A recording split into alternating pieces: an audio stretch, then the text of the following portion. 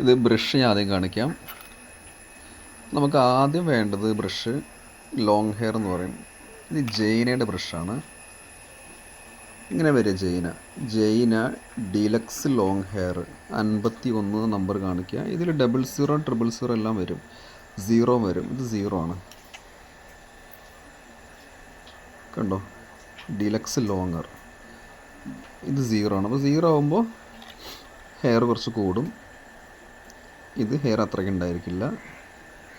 ഈ long hair പറയുമ്പോൾ കണ്ടോ, ഇതിപ്പോൾ ഏകദേശം ഒരു ഇഞ്ച് ഉണ്ടായിരിക്കും.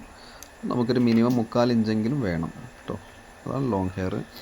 ഇത് നമുക്ക് ഷെയ്ഡ് ചെയ്യാനൊക്കെ ഉപയോഗിക്കാം. ഇത് ലോങ് ഹെയർ തന്നെയാണ്, പക്ഷേ ഇത് 0 ആണ് നമ്പർ.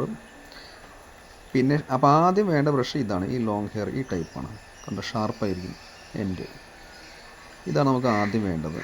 ഇത് വേറെ കമ്പനിയുടെ എല്ലാം ഉണ്ട് കേട്ടോ. ഈ ജെയിൻ അല്ലെങ്കിൽ നിങ്ങൾക്ക് ഫൈൻ ടച്ച് എന്ന കമ്പനിയുടെ ഒക്കെ കിട്ടും.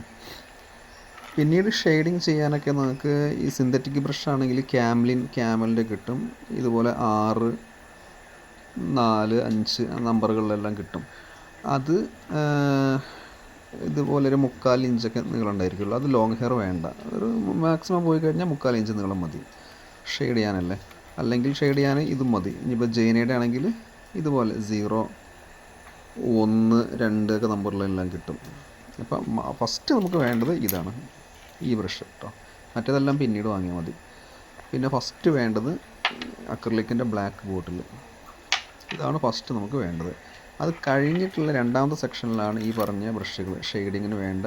സിന്തറ്റിക് ആണെങ്കിൽ നമ്പർ 4 അല്ലെങ്കിൽ നമ്പർ 5, 6 ഉള്ള നമ്പർ ഇതുപോലുള്ള സിന്തറ്റിക് ബ്രഷുകൾ, അല്ലെങ്കിൽ ഈ ജെയിനാണ് ഉപയോഗിക്കുന്നതെങ്കിൽ 0, 2 അങ്ങനെയൊക്കെയുള്ള നമ്പറുകളെല്ലാം ഉപയോഗിക്കാം.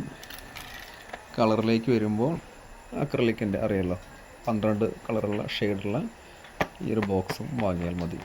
അപ്പോൾ ആദ്യം വേണ്ടത് ഞാൻ നേരത്തെ പറഞ്ഞ പോലെ തന്നെ ഈ ലോങ് ഹെയറും ബ്ലാക്ക് കളറും പിന്നെ chart paper, white chart paper. ഇതാണ് നമുക്ക് ഫസ്റ്റ് വേണ്ടത്.